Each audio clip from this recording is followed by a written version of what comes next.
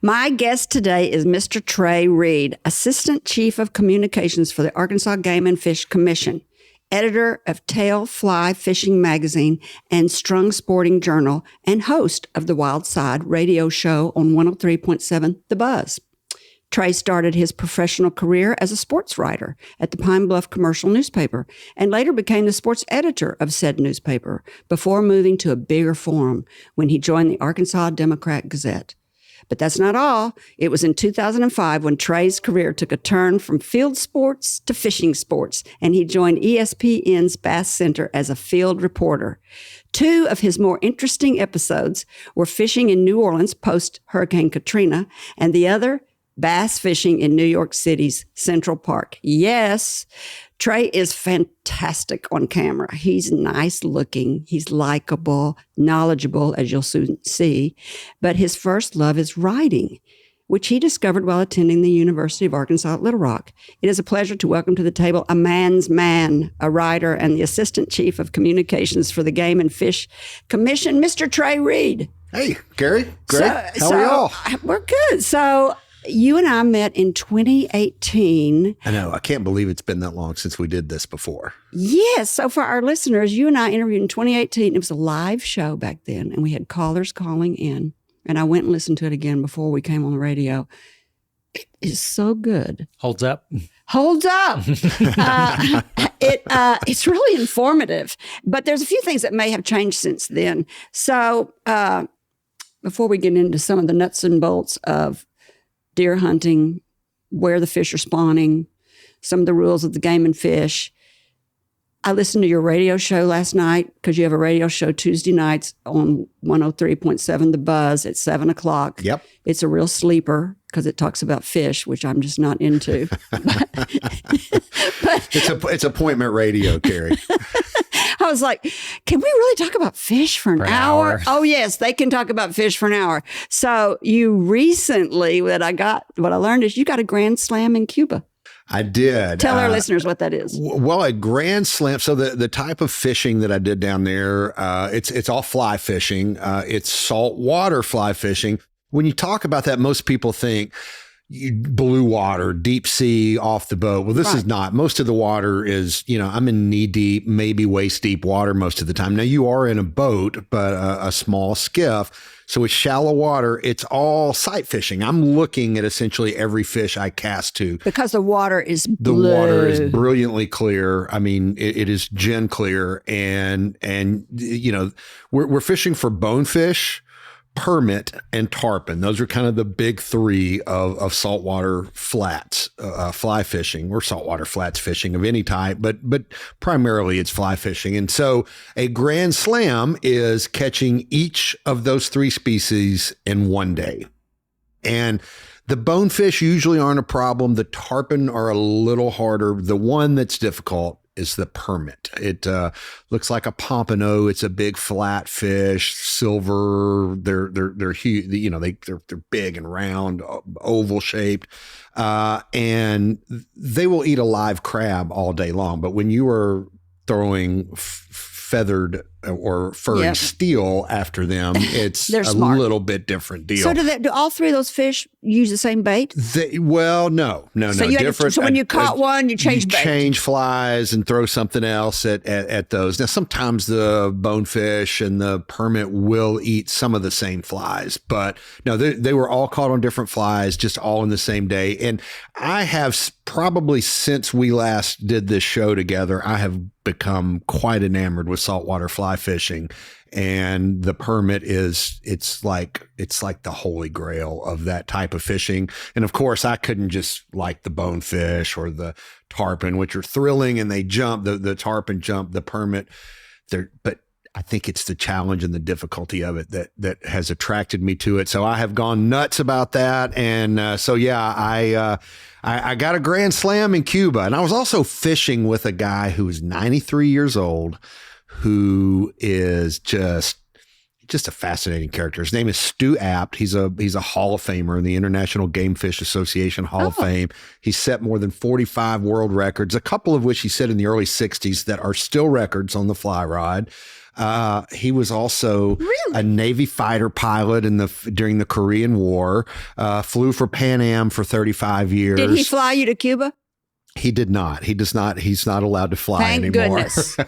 But I'll tell you, Kerry, what was really cool, we flew into Camagüey, and he was telling stories about flying there in the 1950s when it was a grass airstrip, when he was flying cargo for Pan Am.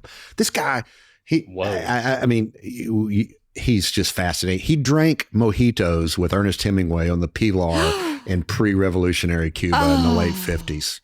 So how's that for cool? How romantic is that? I was about to say, out of a storybook. So what a guy just listening to his stories for the week You and I had a very different experience in Cuba. When you say, Gray and I went to Cuba, when that little tiny episode when Obama opened it up and we were having open relations, and we flew down there as fast as we could, and we rode horses in the back country and smoked cigars. Oh, nice. You're out on the water fishing. He's probably had a healthier experience than we. Probably. I don't know. There was a lot of Havana Club rum involved still. Oh, so maybe not. Yeah. So you have a great memory. Listening to you listening to the last show we did together, listening to you on your radio show last night, your knack for remembering names, remembering places, remembering years is really incredible. And I don't think people realize that you wanted to be an actor.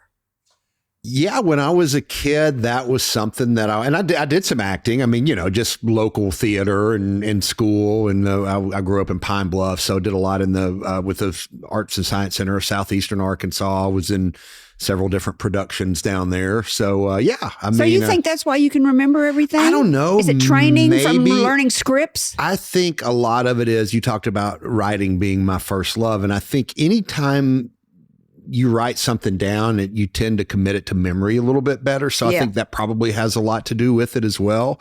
In my years as a reporter, taking notes, and I have terrible handwriting and I can't read my own notes. So you have to remember kind of, that's that word. And then that triggers something else. I don't know.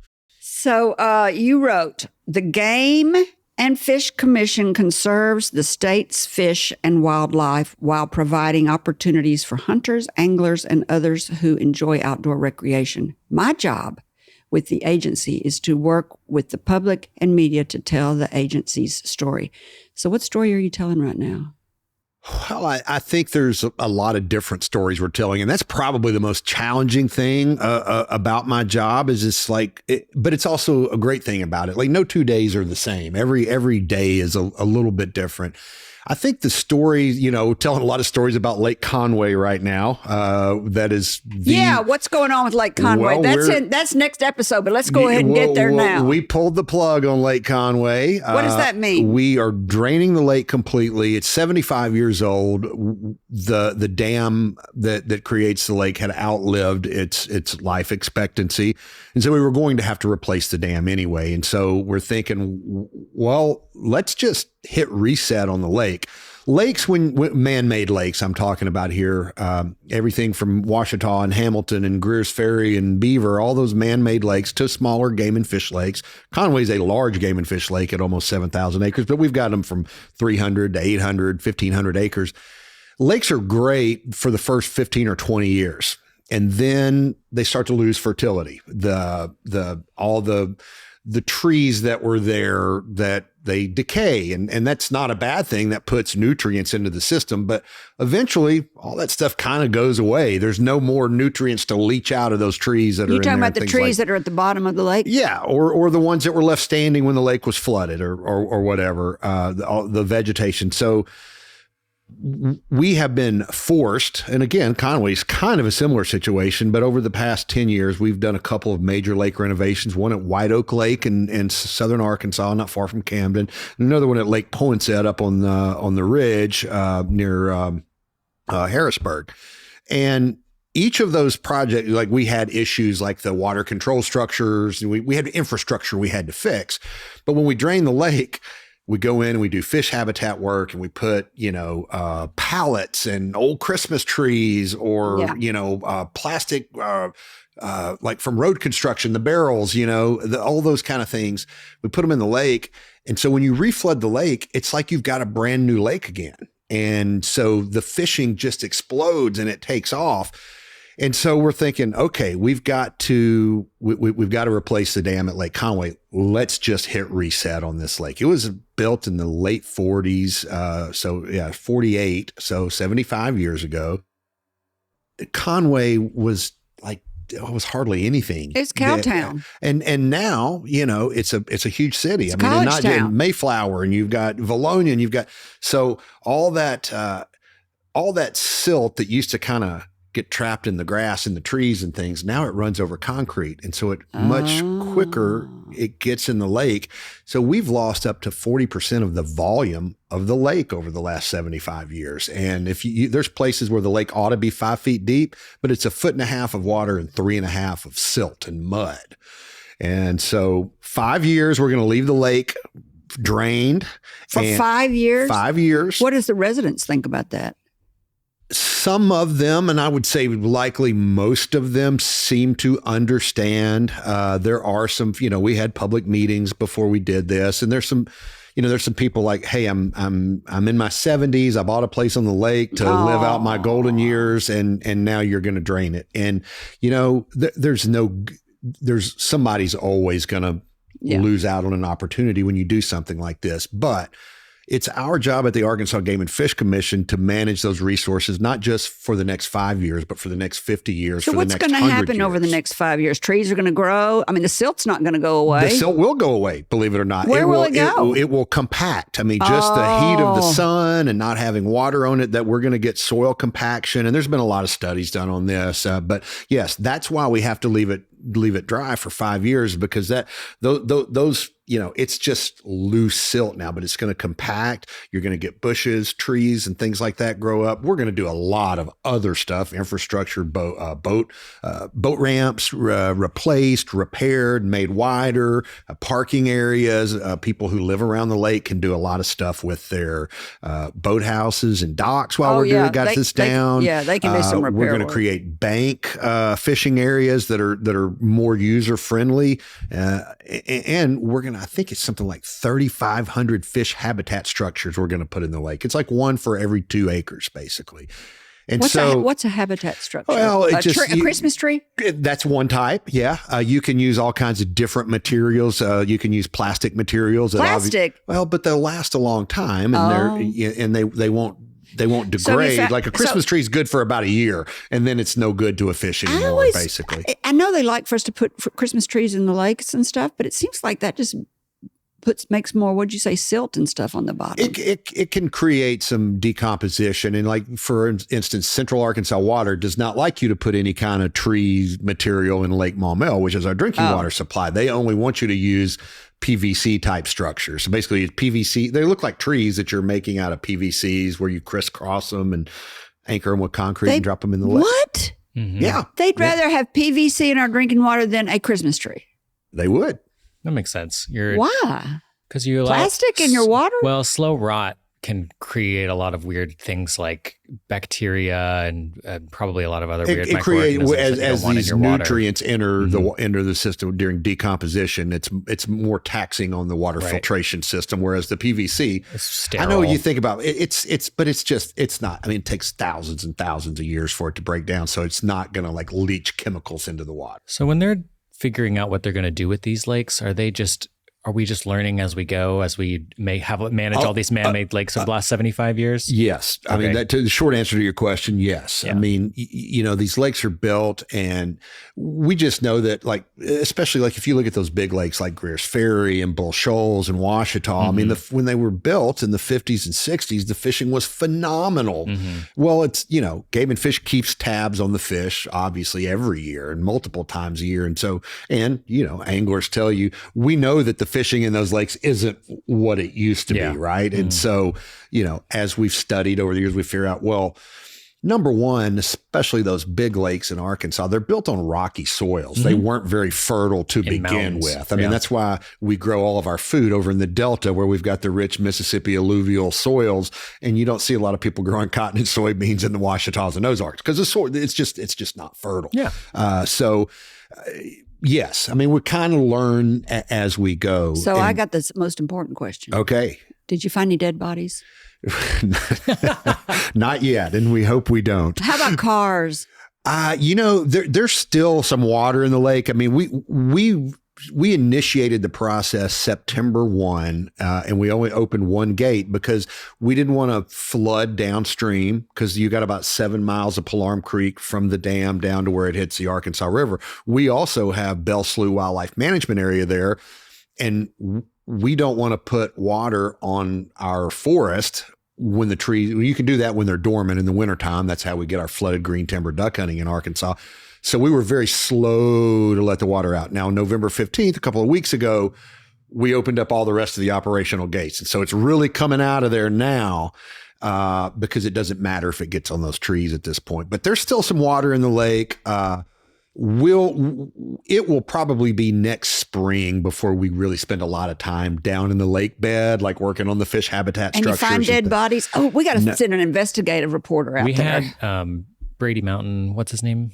The guy who owns Brady Mountain. Bill Barnes. Bill Barnes, yeah. Talking about all the old towns and stuff that are under Lake Ouachita. Yeah. Is Lake Conway like that? Nah, it was always kind of...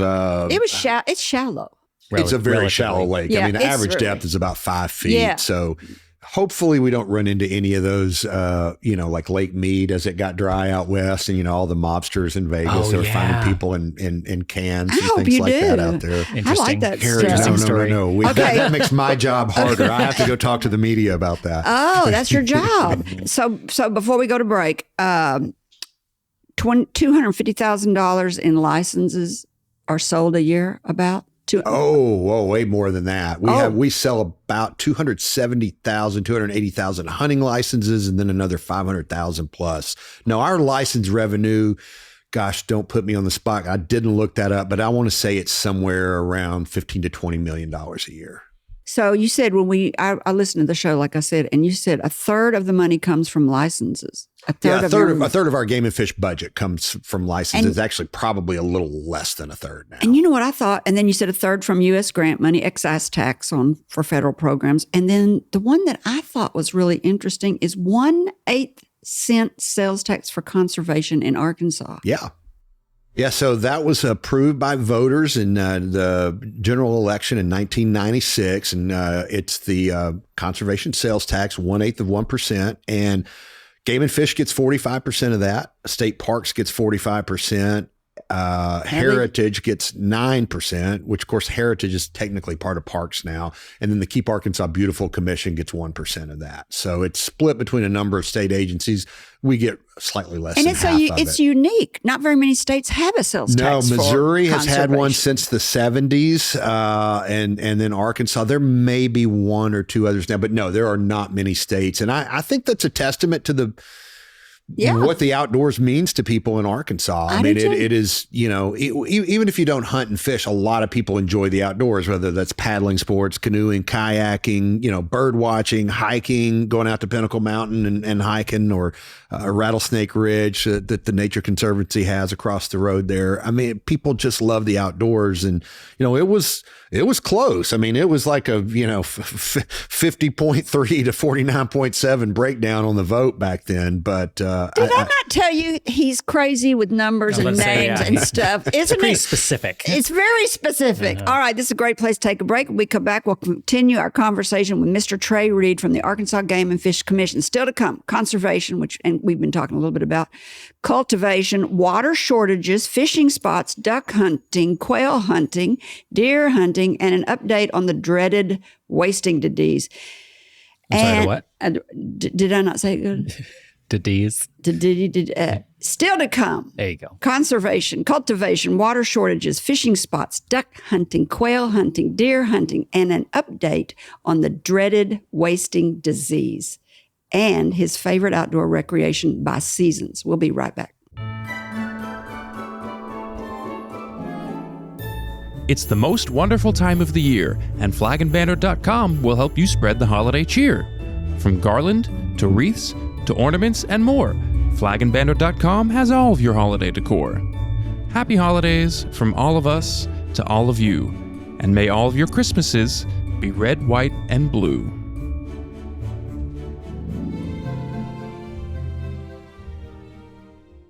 We're speaking today with Mr. Trey Reid, Assistant Chief of Communications for the Arkansas Game and Fish Commission, editor of Tail Fly Fishing Magazine and Strung Sporting Journal, and host of the Wild Side radio show on 103.7 The Buzz. I listened to your show, I said last night, and you say in your writings, in your resume that you sent me, that writing is your first love. You say that all the time. But I'm telling you, you love fishing. This show talks about fishing so much. So let's talk about fishing in Arkansas. You spent last night talking a lot about Cuba and fishing in Cuba and stuff like that. But what should we be fishing for right now? This is December. Right. This is December. We're very lucky in Arkansas that we don't have a fishing season. Some states do. There's an opening day, just like there's an opening day for hunting. But with our temperate climate, I guess we could say, we don't, the water doesn't get hard around here, right? So It doesn't turn to ice like it does in Minnesota or whatever. I see what you mean. Yeah. But so you can really fish year round. Now, if I'm going out in December, probably the first place I would head would be to the Little Red River up at Heber Springs, because it is the spawning season for brown trout. And so they're moving onto the shallow, the shoals and riffles to make their spawning beds. And so they're just, you can sight fish for them. You can see them in the shallow water. You can catch them in some of the deeper holes before they move up onto the shallows. And so that would that's kind of a, especially, and I'm not like the snobby fly fisherman. I don't want to come across that way, but I do primarily fly fish. So that's probably what I would go do if I was going to do something right now. Now, I'll tell you this too. Okay.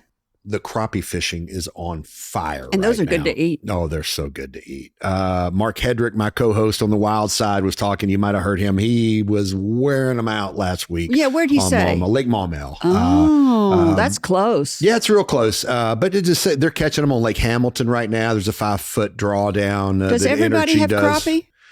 Crappie are pretty ubiquitous in Arkansas. There's pretty much. Now they're not going to be in the trout streams because it's too cold there.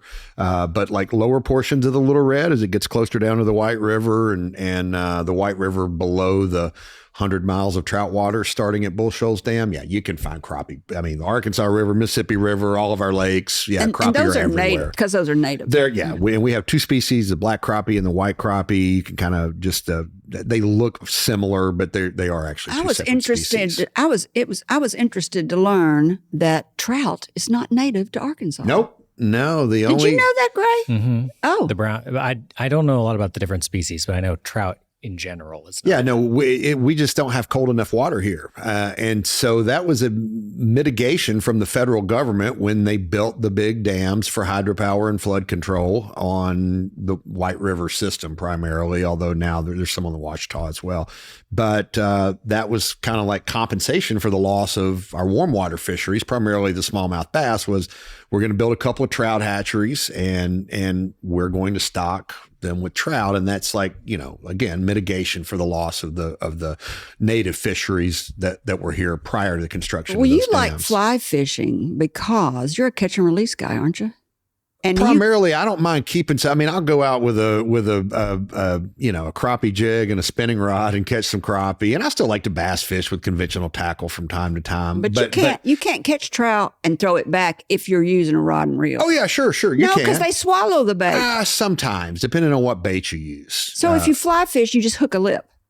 Usually. Yeah. And so if you want to catch and release, that's why people like to fly fish. It is a lot. Well, I think really more so the reason people fly fish is it's it's another challenge. It's another layer of complexity that makes it a little harder. I mean, it's the same reason probably some folks deer hunt only with archery equipment. While it's a lot, you're never going to shoot a deer with a bow and arrow at longer than probably about 35, 40 yards. Whereas with a rifle, you can shoot them at 200, 250 yards. Maybe you can shoot longer. You don't have that many long shots in Arkansas. But again, it's kind of a little bit more intimate, a little bit closer connection to your quarry that you're pursuing. And, it's just a challenge, I think, but it does, you're not wrong. It is easier to release a fish if you're using like a live bait, like a worm or shrimp or a chicken liver or, some kind of smelly something that fish like to eat. Stink bait for catfish. Yeah, they can typically, they'll take it a little deeper and it makes it harder to release. Now there really is bait called stank bait. Oh yeah. What do you catch with stank bait? Catfish. Oh. What else would I want something called stank? I thought it was just stank bait. It was really stink bait. Oh. But there's actually like a trade name, stank bait. That's what you said, isn't it? I don't know. You told me that, I thought.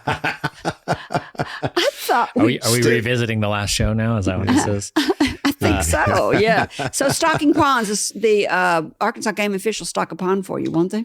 We will not. No, I thought they would. We do. Many years ago we did, but we got out of the pond stocking business. We only stock public waters now, but there's a lot of great companies out there that do that. That commercial businesses that will work with you to do that. And there's some great aquaculture in Arkansas too, so you might be able to find somebody local that can help you out. This may be really hard for you to answer, but what is your favorite fish to fish for? Oh, that's not hard to answer. Here in Arkansas, it'd be the smallmouth bass. Why? It's our native fish. I think it's emblematic of the place it lives. They're in the Ozarks and Ouachitas. I think they're tough. They're fighters. They persist against all odds, much like the early settlers, our hillbilly, forebears in this part of the world, and made a living in a place that's really hard to make a living. And I think the smallmouth is emblematic of that. They pull, they're strong, they're fighters, they're spunky, they live in beautiful places. Streams. Yeah, the stream smallmouth. That's what I like to do. I like to go, from say April through, the heat of the summer and on into the fall, go wade up to my, thighs in a creek and catch smallmouth. There's nothing like it. Do you eat them? I do not. You don't eat them, do you? I do not. Okay. It takes them so long to again, I was talking about persisting against the odds. It takes them so long we have very slow growth rates of smallmouth in Arkansas. And to me, it would be a shame to take that fish out. There's so many other. How long can a fish live? 15, 20 years and probably, would be an old smallmouth. I'm not saying that's not like average. I mean, my goldfish could live to be 15 years old. I don't know about a goldfish. So what depends on how good a care you take. Look, Gray's going, yeah, it can. Domestic fish I know about, yeah, they can live for like 50 plus years in captivity. 50? In captivity, yeah. Well, we have alligator gar, which is those live forever. It is right? our official state primitive fish. You remember there was like a little dust up at the legislature a few years ago. No. There was a young Arkansan who was lobbying the legislature to make the alligator gar the official state fish. I mean, it was like, of all the things to fight about, sure. they fought about this because, catfish, again, aquaculture is big. I mean, so should it be the catfish or should it be the smallmouth bass? Or should it be the largemouth bass, which is the one that most anglers seek? It's the most popular fish in Arkansas. But anyway, so they came up with this designation. The alligator gar is the primitive state fish. But they live to be 70, 80 plus years. We've done some age and growth studies on some of those at Game and Fish, and they live to be very, very old. So what is our state fish? I don't think we have one. Oh, and they didn't want to make the gar that because it's so ugly and nobody likes it. You would have to ask the legislators. Sounds like there were lots of opinions. Yeah. So because you love stream fishing for smallmouth bass, you and I may have the same opinion about this. What do you think about our governor's push to increase tourism? You know, you're going to kind of put me on the spot here. No, because you work like for the state of yeah. I do work for the state of Arkansas. But he works for the state of Arkansas. Look, I think that I think that, you know, I said it off the top. The outdoors is part of our culture in Arkansas. I think we'd be foolish not to promote our outdoor heritage, what we have. I mean, you know, because if you look at it, we've got agriculture, and I'm lumping forestry into that. And, you know, we have some manufacturing. Actually, it's a really pretty a hotbed for both boats and firearms and ammunition manufacturing, which fits right into our outdoor lifestyle, right? You know, here my only qualms about the promotion of it is like, and this is a conundrum that it's a paradox that I have dealt with my entire professional career, because all I have done since about 1999, 2000 is write or broadcast or whatever about the great outdoors. And it's like, what's the happy medium? What's the balance between and it's still my job at Arkansas Game and Fish is to promote the opportunities that are out there. But then you have, you know, this other contingent. It's like, there's already too many people doing it. Quit talking about it. I don't want you to. That's the way I feel. I don't want people coming and trashing my lakes. You know, I mean, it's been. I don't go to the Buffalo River anymore. You brought it up. I'm glad you did, because I was going to, but now I can blame you. But you know, the whole thing about this look at making the Buffalo River a national park and preserve. And what does that mean? And one of the things that's been cited is, well, it'll bring in more visitors. I mean, you know, and look, this is Trey's personal opinion. Let me be very clear right here what I'm about to say. Like, I don't think, me personally, that we need more people on the Buffalo River. No, I mean, you can hardly get down the shoals now. So you know, I don't know how that shakes out, and I don't know what's going to happen. I don't know what the future holds. Again, it's that balancing act, that fine line that we're walking with. Yeah, I mean, I got no problem. I've been an ambassador for Arkansas. When I worked for ESPN, I mean, I always felt like the Arkansas traveler. I mean, I was going out and it's like, y'all ought to come to Arkansas. It's great, you know. But I also told people it's one of the best kept secrets in the country, and I maybe don't mind if it stays a little bit of a secret. That's right? the way I feel, exactly. But you know, I also. But you want the opportunities for jobs. Right. I mean, you think about people. One of the things I talk often about when we're talking sort of big picture stuff about hunting and fishing and outdoor recreation in general in Arkansas, it's one of the rare industries, let's just use that word, where the flow of money is from urban to rural and not vice versa. Like if we think about, like, you know, Northwest Arkansas and Little Rock are our population centers. Whenever over the next 4 to 5 weeks while we Christmas shop, everybody's coming here, right? The money's coming from the country to the city. I mean, this is where our restaurants are. I mean, our cultural activities like the Rep, you know, go on and on. And so I think that's one of the unique things about hunting and fishing is that money flows the other direction. And it's so important to some of these small communities, like a place like Jasper or Ponca, to use a couple of Buffalo River towns, or Des Arc during duck season, or Augusta, or, you know, Dumas. I mean, we could go on and on, right? But so, I mean, I think, you know, I don't want to cut any of those people out of opportunities, right? By saying, well, we don't need any more people or whatever. But I guess what I would say is we need to grow the outdoor recreation industry in Arkansas responsibly and sustainably. And, you know, and I think this is one of the things that happened on that Buffalo River deal. I think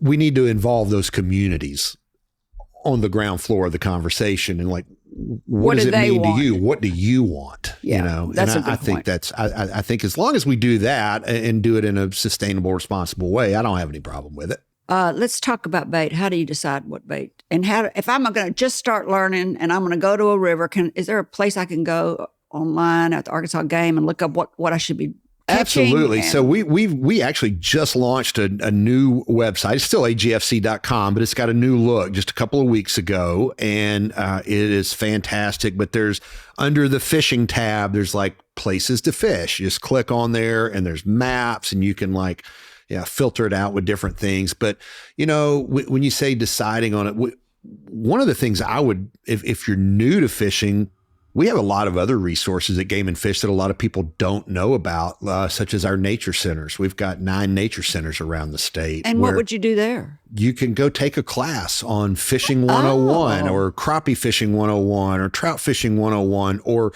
squirrel hunting or deer hunting or whatever. We are, and it's not just hunter ed and like boater ed classes. We're teaching classes all the time about, you know, how to improve your outdoor skills. Are they well attended? We keep them pretty full. Are they online or do you have to be in person? Most of them are in person, but we do some online. We did a lot of those during the pandemic, but we've mostly gotten back. And they're not like all day classes. They'll be like an hour or two, you know, and some of them even have hands-on stuff where you'll take the rod and reel out to a pond and learn to cast and things like that. But that's, if you didn't know anything, that's where I would start. And then go to the website, places to fish. We also have a family and community fishing program. And that unit's really responsibility or job is to kind of bring new people in, and they're doing it at like city park ponds, like over here at MacArthur Park. We stock that.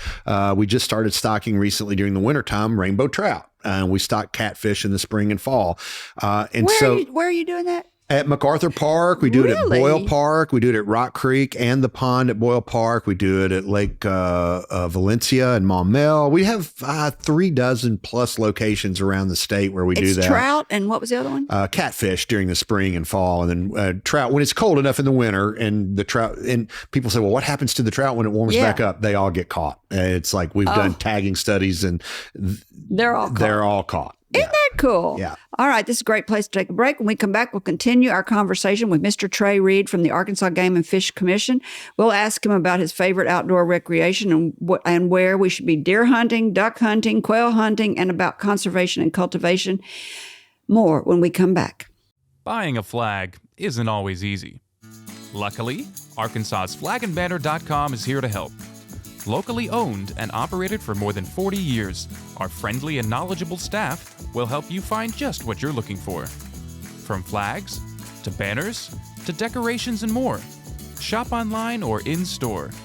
Come see us today. Arkansas's flagandbanner.com. We're the experts. We're speaking today with the likable man's man, Mr. Trey Reid, Chief of Communications for the Arkansas Game and Fish Commission, and an avid fisherman who has literally bass fished in New York City's Central Park. I recommend going back and listening to the 2018 show where he tells you about it, because you're going to want to do it. It's easy. You can do it from the shore. You can get your bait right there. It's pretty fun. But let's talk about deer hunting. This is deer season. I didn't know that deer hunting had different times you could hunt depending on the area of the city. I mean, the state. Yeah, I didn't know that. Yeah, well, and the weapon. We've got an archery season. It opens I think it's usually the 4th Saturday in September, and it goes all the way until February 29th. Yeah. And then we have a muzzleloading season that starts in October. But the big one, modern gun season, is usually the second weekend in November. And that's the one, that's where the Orange Clad Army is headed out all over the state. I mean, 300,000 plus people army in the woods on opening day. Dog t-shirts, the Orange Clad Army. We should. Yeah. We should trademark that. Yeah. Gosh, you should. The Orange Clad Army of Arkansas. So look, his mind is thinking. Orange Clad Army. Yeah. Of Arkansas. Yeah. Or season. But I thought I heard just the other day that certain areas of Arkansas had longer gun season than other. You're absolutely right. Like in southeastern Arkansas and really most of the southern part of the state, the season lasts like 4+ weeks. But in other areas, it may only last a week or a couple of weeks. Oh, really? Yeah. So do we have too many deer this year or not enough? We probably, in that, again, it varies. Yeah. But overall, as a state, we have an abundance of deer. We got lots of deer. So let's talk about the chronic wasting disease, CDW, what everybody calls it. Last time, there wasn't a good test. In 2018, when we talked, there wasn't a good test that somebody could do in their home. Is there a good test anybody can do now? Not really. There are some better live animal tests now, but I mean, really, the most effective test still the deer has to be dead. Because where do you take it? How do you get it tested? Well, so the Arkansas Game and Fish Commission has a network of over 100 locations around the state. It's 100% free, doesn't cost a penny. And how do people go there? Well, so what I would tell them to do is go to agfc.com/CWD for chronic wasting disease, agfc.com/CWD. There's tons of information there that just explains. We won't go into all of what it is. It's a fatal neurological disease caused by a naturally occurring protein. It's not a virus. It's not a bacteria. If I eat one of those animals, will I go mad? No, unlikely. But there were some studies done where, you know how how scientists do, where they forced enough of this CWD tainted meat into a primate, a macaque monkey, that it did get CWD. So the Centers for Disease Control and Prevention says, don't eat a deer that's positive for CWD. And but you don't know. You don't know, but that's why we have the testing. But look, I went out when we first found it in Arkansas. We went out and talked to a bunch of hunters in Colorado where they've been living with it since the late 1960s. Really? Yeah. Well, it was found in animals in a research facility in I believe 68 or 69, but known to exist in wild populations since at least the late 70s, early 80s. And people out there was one guy, he said he tested every deer he killed. There were several others like, I've never had one tested and I'm not going to. And do you eat deer meat? I do. I love venison. You're not scared? No, because not at all. It could have CW. I was talking to Grady about this before the show. Oh, you were? Because I told him I'm not eating deer anymore. After doing this show, I'm like, I'm not eating it anymore. Well, here's what you can do. And honestly, we want people to have their deer tested mainly because it helps us keep track of where the disease might show up, where it isn't already. It's primarily in the northwestern quarter of the state, although it was found 2 seasons ago down on the Louisiana border. That means it's everywhere. Yeah, but we're testing a lot of animals in other places, and it's not. We're not finding it in other places. But we are working. We have a network of 100 drop-off freezers. They're kind of self-serve. You drop the head of a doe with 6 inches of the neck in a bag. There's like a 2-part tag. You keep one, leave the other one with that. We'll tell you within 2 weeks. Like, you can go home, debone the meat, whatever. Process it. And then within 2 weeks, we'll notify you, hey, you're good. It's negative, no CWD. If it's a buck, we do have a network of taxidermists because you can't, with the antlers, you can't put those in, they don't fit in the bag in these little drop-off freezers I'm talking about. But we have taxidermists that will pull a sample for us. We're testing the lymph nodes, and that's why, you're taking it out of the neck. Yeah. So processors. Let's talk about processors. Yeah. So have they started regulating processors? Or they just take it, or you just take it to anybody, and you can still take your deer to a processor. It's not so. Here's the thing about CWD. It's not really an issue in the meat itself. It accumulates in the brain, the tonsils, the spinal cord. It's really in nerve tissue is where it accumulates, and so it's not. Processors are regulated to an extent by the Department of Health, and depending on what they're doing, if they're processing other kinds of meat, like a hog's meat market, for instance, or something like that also processes deer, they're highly regulated. Okay, but as far as chronic wasting disease, that's not really an issue for the processors. Put all the meat together? No.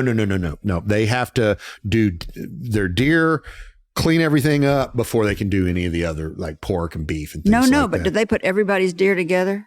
No, you go in there and they go, today we're doing deer. Bring all that deer in here. No. Everybody's deer stays separate. That's really a game and fish regulation. You have to, there has to be a tag with that meat. And so it's like, if our game warden walks into a meat processing facility, every deer or every, bag or cooler or whatever, it's got to have a tag with it. He's got to be able to say, Gray McCoy shot that deer on this date with a modern weapon or a muzzleloader or whatever. Well, that's interesting because I think people don't know that. I think people think that a lot of these big processors are lumping them all together. No, and that's my dad used to say that. I have heard that over the years, but no, hey, use a reputable processor and you're going to be fine. But no, and I think that's everybody wants their deer. That's right. I don't want you to mix in your deer. I don't know how you handled it after the harvest. I don't know if you left it in the warm air for too long or whatever. I've got a young doe that's going to be tender and I don't want to, an old stag or whatever. Great point. So dove hunting.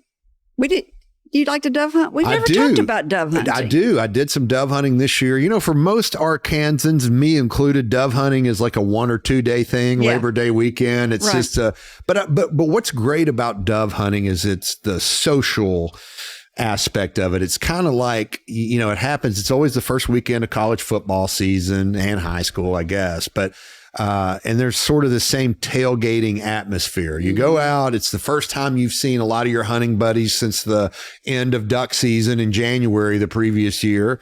And, it's a social type of hunting. You don't have to be quiet. You can yell. And then there's always a cookout, Bloody Marys, mimosas, whatever, bourbon at the end of the, after the hunt's over. And so that's, I think, the joy of dove hunting is the camaraderie, the social aspect of it. And that kind of leads into duck hunting because the same holds true for duck hunting. Yeah, a lot of fun at duck camp. A lot of fun at duck camp. I didn't know Arkansas was the duck capital of the world. We are the duck capital of the world, and primarily because we shoot more mallards in Arkansas than any other state in the country every year. We're the leading.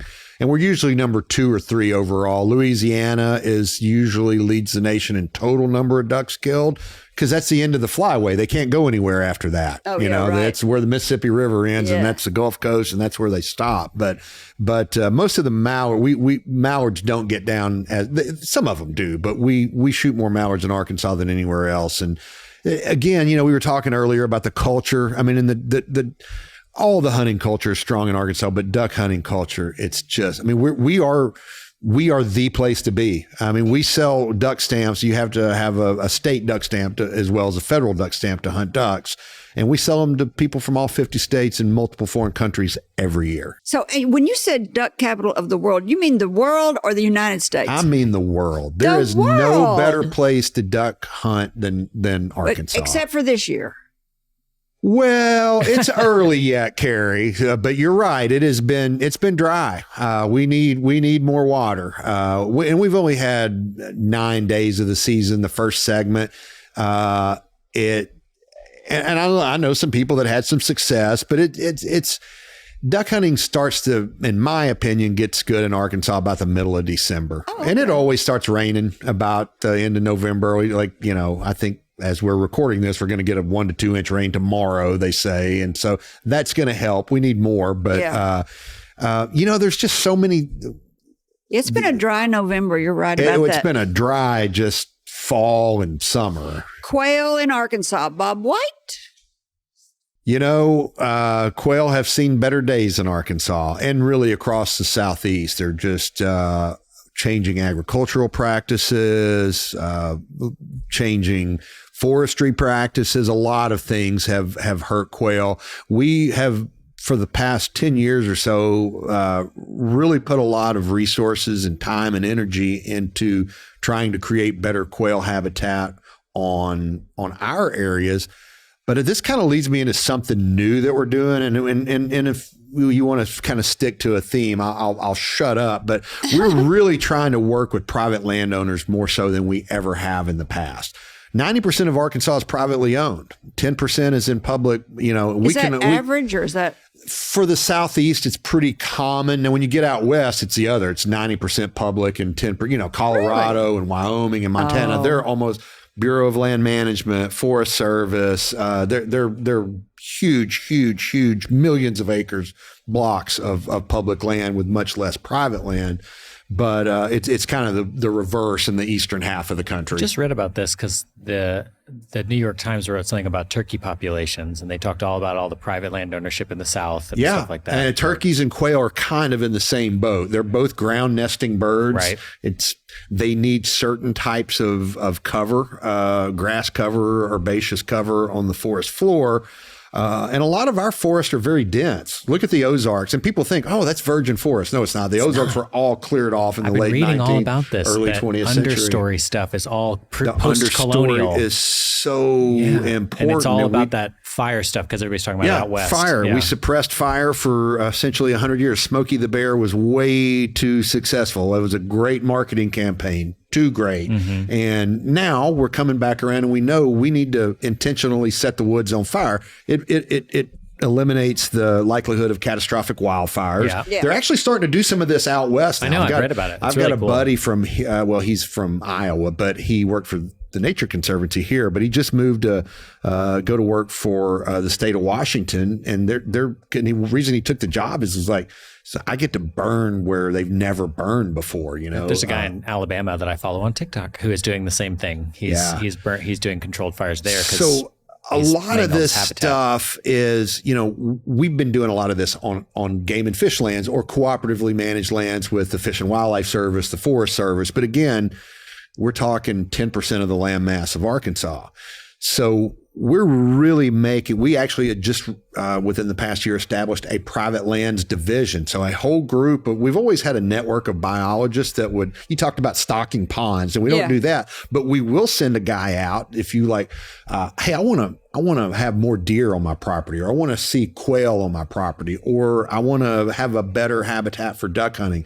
We've got biologists that will come out. Basically, they're consultants for free. And they can also tell you how to work like with federal and state grant programs to kind of offset some of the costs. But we are getting into that. And this fits into what you ask about quail, because if we're going to make a difference really with quail and turkeys, both a couple of ground nesting birds, again, that have had a hard time because of changing land use practices, we're going to have to do it on private land. We're going to need private land to, landowners to. Are there grants if you want to make your land? All kinds of stuff that's out there from the federal government as well as some state funded stuff. For private people? Yes. And we're actually, just in the next couple of days, we're going to be announcing, we tried to work it through the legislature last session, a conservation tax credit, but it didn't get off the ground over there. So we're funding it ourselves. It's going to be called the Conservation Incentive Program. And we've got, I want to say it's about $13.5 million. And no, that's just spread over several different types of programs. Yeah. It's like there's some of it's stream bank stabilization. So how do you find out about those grants? AGFC.com is the best way to go. Yeah. AGFC.com, AGFC.com/habitat will take you to our private lands page directly. So the Ivory-billed woodpecker, is it still a thing? It has been a thing lately because so the Fish and Wildlife Service, I think it's been about 2 years ago now, proposed delisting it because it's extinct. And there was still a segment of the birding community that just kind of holding on for dear life, bloody murder. No, and it was not there were several birds that were going to be delisted or their status from threatened, endangered, whatever. Ivory's just the most charismatic. It is. It's the largest woodpecker. But we at Arkansas Game and Fish are not doing anything actively to like manage it or search for it or anything like that. We did all that about, you still got the license plates? Yeah, there may be a few floating around out there. If I was to go get a new license plate, what would it, and I wanted one from the Game and Fish, what would it look like? I'm trying to think of we've got a new one that'll be coming out in January. And now that you've asked me, I am not 100% certain what that is. We have had Oh gosh, there's so many of them now. It's hard to keep up with. What is the new one? It may be an owl. I'm not 100%. I can't believe I've stumped him. You have stumped me. Excise tax. Is that part of the excise tax that you No, get? so that is that's a whole separate program. There's several specialty license plates in Arkansas, but it's one we started about 23, 24 years ago.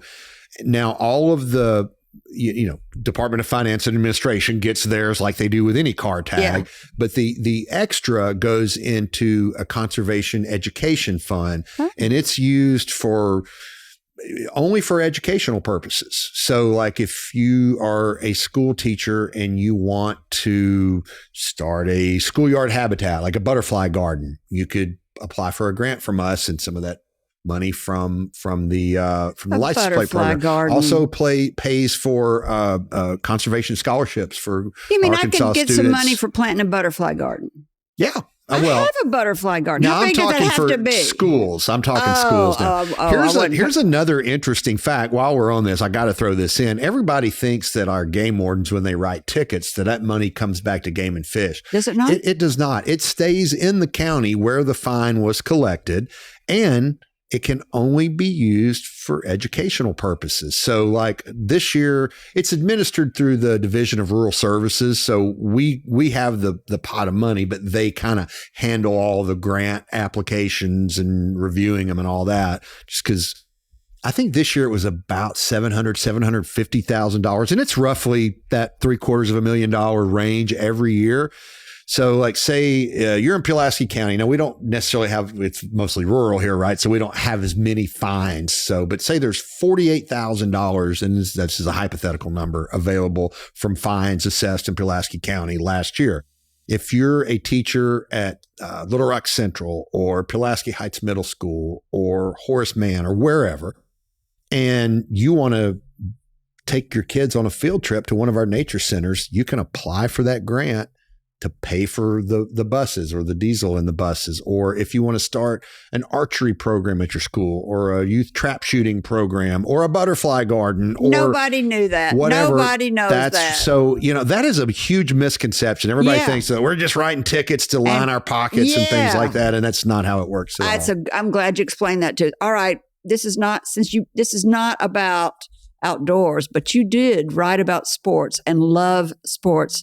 So what do you think about our Razorback football coach? Didn't get fired? And Kerry, I was in Cuba during the last 2 weeks of the last two football games. And it was pretty obvious the direction we were headed. So, I didn't hear as much of the chatter that I normally do on talk radio and all that stuff, or talking to my buddies, but it was a disappointing season, and I'm still scratching my head as to why it went the way it did. Of course, we had the big announcement yesterday that Bobby Petrino is coming back, and never wanted him fired ever. And so that's it's interesting. I'll just say that it's interesting, and I think it's probably going to be good for the football team.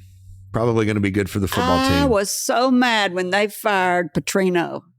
I don't care who he has affairs with. That's his wife's problem. Jesus. That's not mine. He wins games. Well, I think the issue was when there was also some subordinate employee kind of situation going on there that made it a little tricky. tricky. You gotta be a good boss. I know. All right, basketball. Who doesn't love Musselman? Oh, I love Eric Musselman, and I'm hoping for great things. We dropped down in our ranking, I think, because we haven't won the last few games. But that's kind of the way he always starts his games. The Musselman teams do seem to start slow, and I think part of that is a function of sort of the way college athletics is these days, and more so in basketball, because you've got these transfers, you got the transfer portal, all the NIL money, and you've got guys that might have played 3 years of eligibility somewhere, and then all of a sudden, I'm going to go play at Arkansas now. So it takes them a while to, I think that, because that's sort of Musselman's strategy. He brings these guys in from elsewhere. We used to do that. We call them JUCOs. They go to junior college and then go to a 4-year institution. But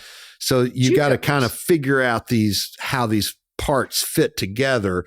He seems to do a really good job of, by at least February or so, those parts start to fit together and they start to work before together. March Madness, he pulls it together. And then we make a run into the tournament. Love it. All right. This is a great place to take a break. We'll continue our conversation with Trey Reid from the Arkansas Game and Fish Commission. This is our last break. We'll be right back. Do you have something to say? Say it in flying colors. I'm Kerry McCoy, owner of flagandbanner.com, where flags tell stories and banners get attention. Whether it's for your business, organization, or special event, custom flags and banners will make your message soar. Visit flagandbanner.com for high quality, quick turnaround. We're not just any flag company, we're the experts that answer the phone.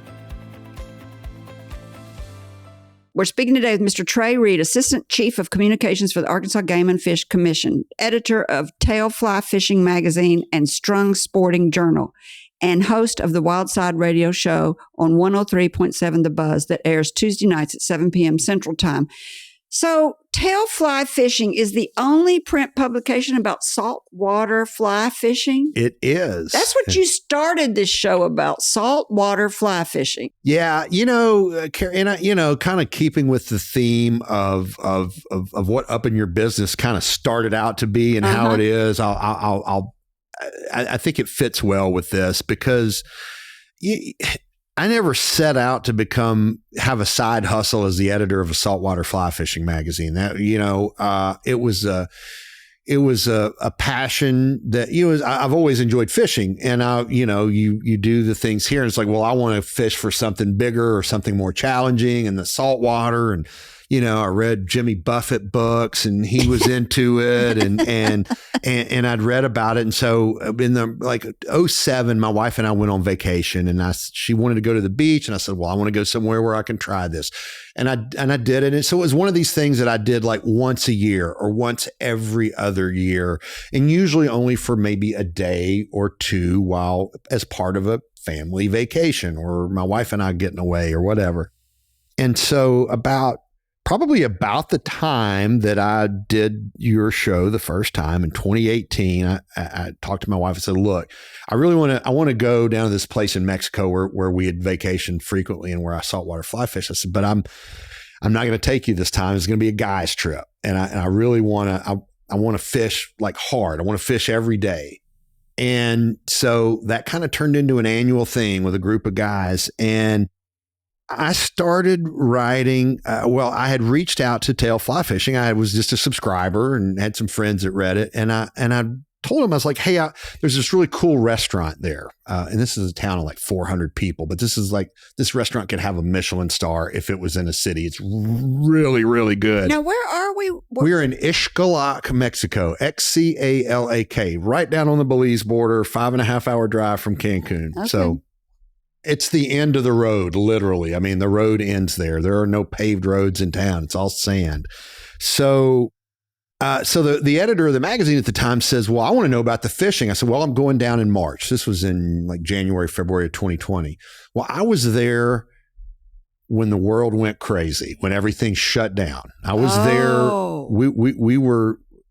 We got there on a Saturday. By Wednesday, our wives were saying, you can't buy toilet paper and Clorox and hand sanitizer in the grocery stores. I'm going fly fishing. Yeah. And then the schools closed down. And then I think Trump was president at the time, declared national emergency on Friday the 13th. We were in a bar in Tulum, Mexico, and like, are we going to be able to fly out of Cancun tomorrow? We did. We did. Oh. But of course, everything changed there. So I wrote what I thought was a pretty good story about like that experience.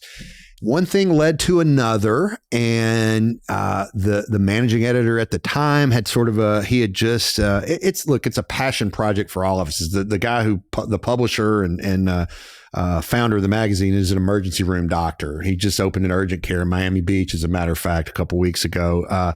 But the other guy was a psychiatric nurse practitioner. He just passed his boards, and so he's like, I'm not going to do this anymore. Why don't you take over as editor? So that's kind of how it happened. And then Strung Sporting Journal is a freshwater fly fishing and hunting kind of companion. It's a quarterly. Tail Fly Fishing is a bi-monthly. But here's what I wanted to find a way to do more of something I love to do, and this was a way for me to do it. And even the job at Game and Fish is, I mean, some days I get paid to go hunting and fishing, right? Let's just be honest about it. Yeah. And there's a lot more to it than that, obviously. There's production, there's post-production, we're shooting videos and we're doing podcasts and we're talking to the media and we're doing all this other stuff. But, somehow, some way over the last 20, 25 years, I've been able to do some things professionally that have allowed me to kind of still pursue passions and make a few dollars while I'm doing it, Side hustle. It is. And I think the magazines are a great example of that. I wasn't looking to do it, but I mean, it came out as a way that I could. You have another one, Strung Sporting Journal. Yeah, what is that? It is a quarterly publication that's about freshwater fly fishing and then hunting. It's Why Strung? Strung I wish Sporting I could. Journal. You string your rod, you string a bow for a bow and arrow. Now that name exists. Hell no, because I think it's a terrible name. I can't even hate it. No, I don't like it, and but I'm actually a part owner of that magazine as well. And I was talking with the other owners just a few weeks ago, and it would be great to change the name, but it's got enough of a following now that I think that ship's already sailed, and we can't change it at this point. So how many people does it do? How do you get these two magazines? You can subscribe to Tail Fly Fishing by going to tailflyfishing.com. Or Strung is at strungmag.com. Strung. So do you mail the publications? Yeah, it's a subscription. I mean, these are beautiful magazines. They are published on high quality paper. I mean, we have great writers. Did they great just go to Arkansas? Or did they go no. This is they're national and in some cases international. And so you have salespeople selling advertising. Oh yeah. This is a very niche market, so it'd be easy to sell advertising. Yes, it is. But Strung especially, it's so niche that we need to get some more subscribers. But we have some like Purina. There's a lot of upland hunting and Labrador retrievers, and so Purina is a big advertiser with us. Now on Tail, we've got pretty good support from the fishing industry. I bet. So okay, winter right now we're doing duck. No, we said largemouth. No, trout. You said trout. Trout would be a good thing to fish for right now. And then next we're going to do duck. Yep, duck season. We've already had the first segment of duck season. It's actually closed right now, but opens back up December 9th. And and deer season's almost over. Yeah, although there will be some deer hunting going on all the way through. Well, there's a Christmas holiday modern gun hunt. And again, South Arkansas is open still for another couple of weeks. And then we'll have the Christmas holiday hunt, the 26th, 27th, and 28th. And then we have a private lands doe only hunt for like the last 3 days of the year. Then there's a youth gun hunt in January. And then archery season goes all the way until February 29th. And then in the summer, all we can do is stand in the cold river and fish. Stand in the river and go swimming when it gets hot. And then in the fall, or really right before fall, we have dove hunting. Yep. And then when do you do quail and turkey? Quail season is going on right now. It opened in November and it goes all the way through the end of February, if I'm not saying. There's some rabbit hunting and squirrel hunting, some other small game hunting that'll take place for the next couple of months. Turkey hunting is in the spring. It's in April and May, late April and early May. So that's probably, after we get through deer and small game, and that'll be the next big one. And everybody can learn all about this on the website, which is agfc.com. And again, there's so many cool things that we do that people just don't know about. Like at our nature centers, we're teaching people to hunt and fish every day at our nature centers around the state. If you've just moved to Arkansas and you're trying to find a group of friends, I think that's a great thing to start. Absolutely. It's hard when you become an adult and you move somewhere and, you're not in school anymore and you're like, how do I meet new friends? And you're like, there's a great place. And even, with hunting and fishing specifically, a lot of we call that adult onset hunting or adult onset angling. Most people come to hunting and fishing through family traditions that are passed down. Your dad did it, your grandpa did it, or, whatever.